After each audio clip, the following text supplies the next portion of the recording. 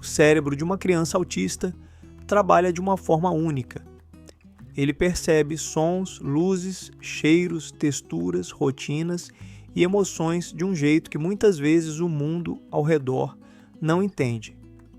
Para algumas crianças, uma simples mudança no ambiente pode trazer um grande impacto. Um alimento diferente pode fazer muita diferença. Um barulho inesperado pode ser demais. Uma rotina quebrada pode parecer muito ruim. Mas existe uma pergunta que poucas pessoas fazem. Será que, além das terapias, da rotina, do acolhimento e do ambiente, o cérebro também pode ser apoiado através da alimentação? Será que certos nutrientes, gorduras boas, vitaminas, minerais e compostos naturais podem oferecer ao cérebro uma base melhor para funcionar? E se parte da atenção, do sono, da irritabilidade, da energia, da comunicação e até da disposição para aprender também depender daquilo que chega ao organismo todos os dias? Esse é o tema da segunda parte da nossa série especial: Autismo, Alimentação e Esperança. No primeiro vídeo, nós falamos sobre uma ideia muito importante. Às vezes, o comportamento pode ser uma forma do corpo falar. Hoje, nós vamos dar um passo além. Vamos olhar para o cérebro, porque o cérebro não funciona sem nutrição adequada. Ele precisa de energia, precisa de nutrientes, ele precisa de proteção, precisa de matéria-prima. Olá, eu sou Eli Rodrigues e você está no GMC Saúde. Se este tema pode ajudar sua família, um cuidador, um professor, um terapeuta ou alguém que convive com uma criança autista, já se inscreva no canal, deixe sua curtida e compartilhe este vídeo. Porque hoje nós vamos falar sobre como a alimentação pode influenciar caminhos importantes do cérebro e por que esse assunto vem chamando atenção em estudos sobre autismo. Estudos mostram que, quando o corpo recebe melhor suporte, o cérebro também pode funcionar em melhores condições. Pense no cérebro como uma central de comando extremamente sensível. Ele usa muita energia, depende de gorduras boas para formar membranas celulares, depende de vitaminas para reações químicas, depende de minerais para a comunicação entre células, depende de aminoácidos para produzir substâncias ligadas ao humor, atenção, sono e comportamento. Agora, imagine uma criança que come poucos alimentos, sempre os mesmos, com pouca variedade de cores, texturas e nutrientes. Talvez ela coma o suficiente em quantidade, mas não receba tudo que o cérebro precisa. Esse é um ponto que muda a forma como olhamos para o prato. Porque o prato não é apenas comida. O prato pode ser suporte para o cérebro. Pesquisas sobre nutrição e autismo vêm investigando nutrientes como ômega 3, vitamina D, vitaminas do complexo B, folato, B12, magnésio, zinco, ferro e antioxidantes. Esses nutrientes são estudados porque participam de processos importantes para o sistema nervoso, metabolismo cerebral, proteção celular e funcionamento do organismo. Vamos começar pelo ômega 3. O ômega 3 é um tipo de gordura boa muito importante para o cérebro. Ele está presente em peixes como sardinha, salmão e atum, e também em fontes vegetais como chia e linhaça, embora o corpo precise converter essas formas vegetais. O cérebro é rico em gordura, e as membranas dos neurônios dependem de gorduras de boa qualidade para manter flexibilidade, comunicação e funcionamento adequado. Por isso, o ômega 3 aparece em muitos estudos sobre desenvolvimento cerebral, atenção, comportamento e inflamação. Pesquisas têm investigado seu uso em crianças autistas, com resultados promissores em alguns aspectos, embora os efeitos possam variar entre crianças e estudos. Mas vamos traduzir isso para a vida real. Quando falamos de ômega 3, não estamos falando apenas de comer peixe. Estamos falando de oferecer ao cérebro uma gordura que participa da estrutura e da comunicação dos neurônios. Para algumas famílias, isso pode começar de forma simples, incluir sardinha em uma preparação que a criança aceite, usar ovos enriquecidos com ômega 3 quando disponíveis, testar pequenas quantidades de chia batida em uma vitamina ou conversar com um profissional sobre suplementação quando a alimentação não consegue fornecer o suficiente, mas sempre com cuidado. Criança autista não deve ser forçada. O objetivo não é transformar a refeição em batalha. O objetivo é construir pontes. Outro nutriente muito estudado é a vitamina D. Muita gente associa a vitamina D apenas aos ossos, mas ela também participa de processos ligados ao sistema imunológico, ao sistema nervoso e ao desenvolvimento cerebral. Estudos investigam a relação entre vitamina D e autismo, inclusive em combinação com ômega 3, observando possíveis efeitos em alguns sintomas associados, como irritabilidade e hiperatividade em determinadas crianças. Na prática, isso mostra algo importante. Às vezes, antes de pensar em estratégias complicadas, é preciso investigar o básico. Como estão os exames dessa criança? Existe deficiência de vitamina D? Ela pega sol com segurança? A alimentação é muito limitada? Existe acompanhamento nutricional? Porque um nutriente em falta pode não aparecer como uma placa dizendo "estou faltando".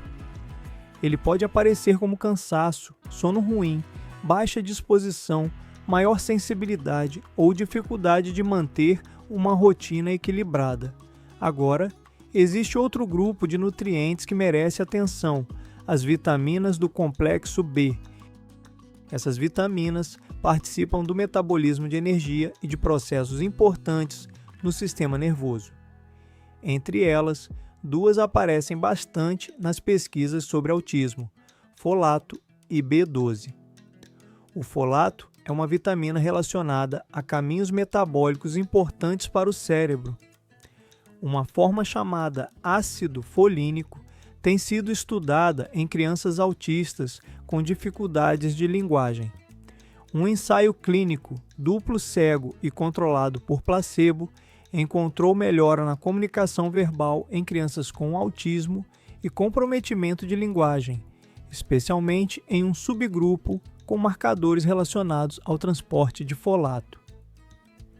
Isso é muito interessante, porque mostra uma coisa: algumas crianças podem ter necessidades específicas.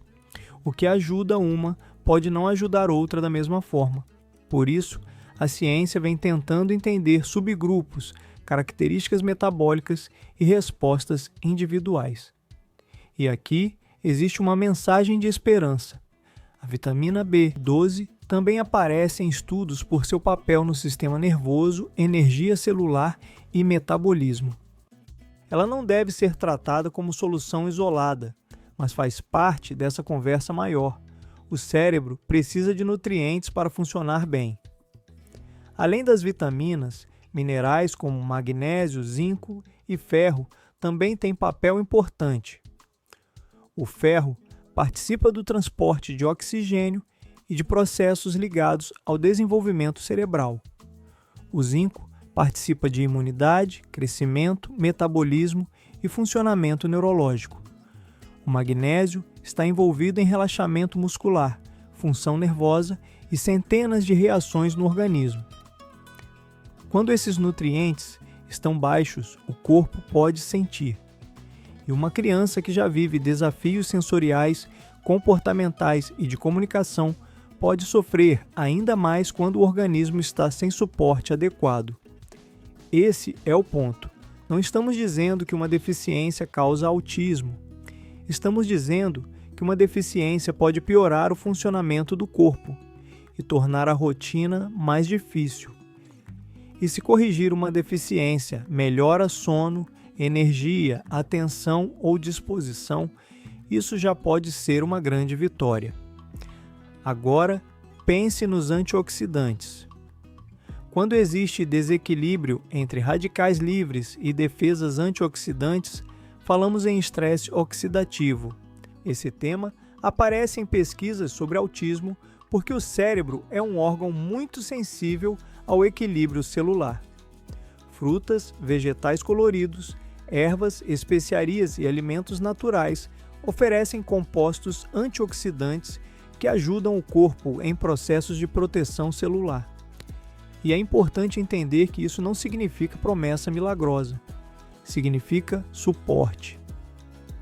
Um cérebro que recebe energia, gorduras boas, vitaminas, minerais, aminoácidos e compostos protetores está em uma condição melhor do que um cérebro que precisa funcionar com uma alimentação restrita e pobre em variedade. E aqui entra a parte prática que muitas famílias precisam ouvir.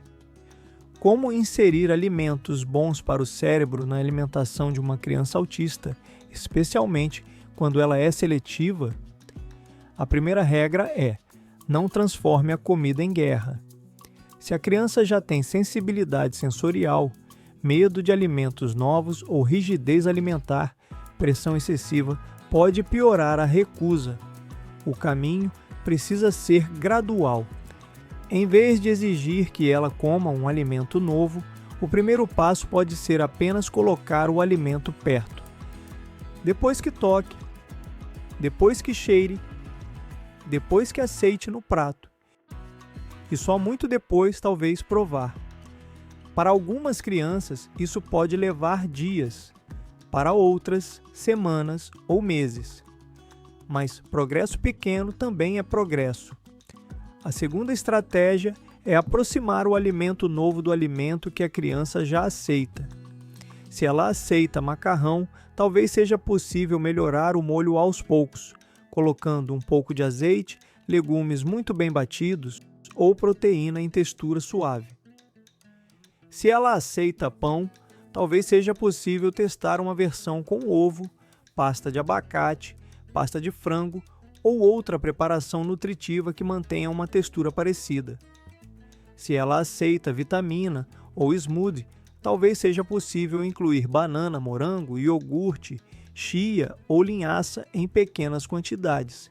Se ela gosta de alimentos crocantes, talvez seja possível testar opções assadas mais nutritivas, como chips de batata doce, grão de bico crocante ou tirinhas de frango caseiras.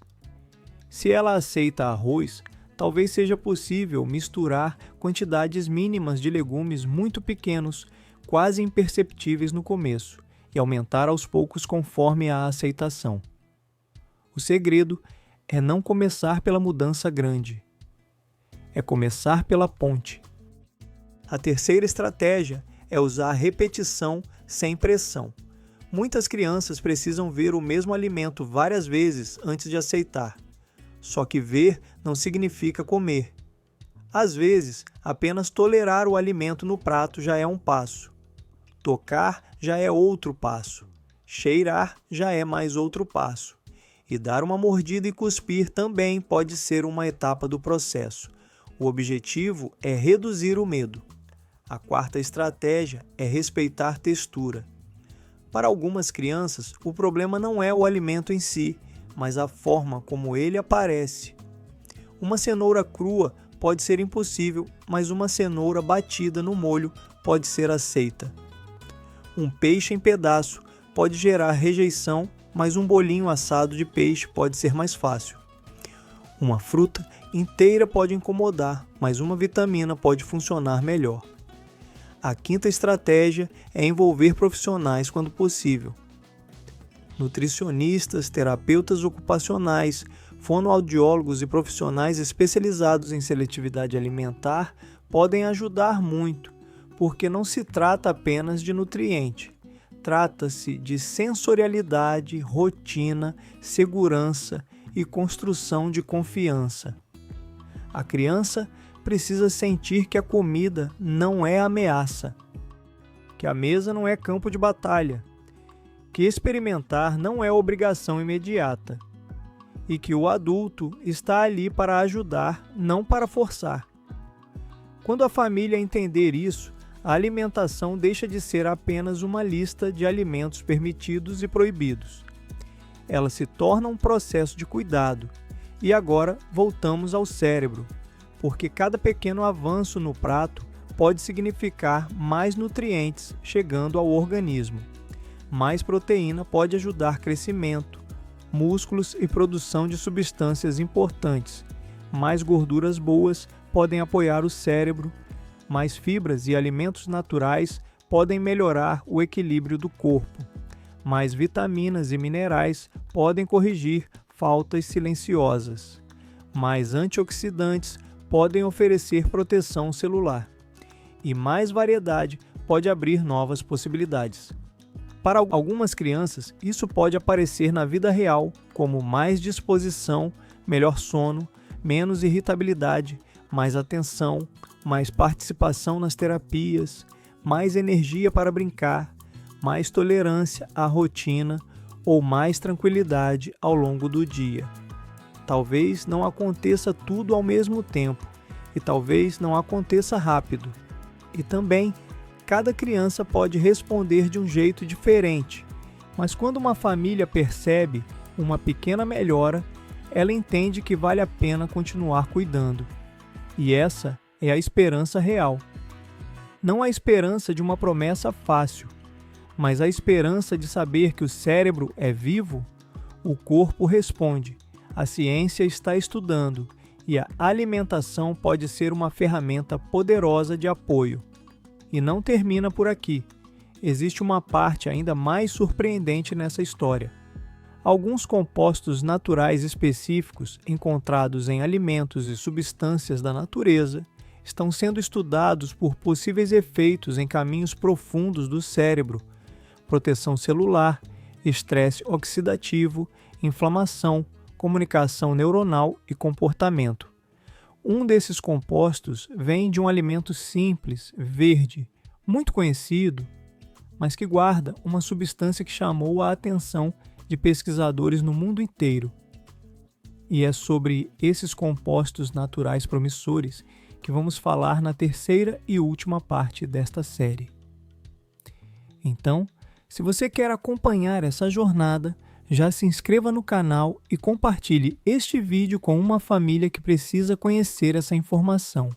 E se este vídeo fez sentido para você, deixe sua curtida, ajude no hype e escreva nos comentários qual alimento saudável você gostaria de conseguir inserir na rotina de uma criança autista, mas ainda encontra dificuldade? Podemos trazer mais dicas interessantes para você e sua dificuldade pode também ser a de outra pessoa. É importante dizer que o conteúdo do GMC Saúde é baseado em pesquisas científicas e sempre disponibilizamos as fontes na descrição do vídeo. Um grande abraço e até o próximo vídeo.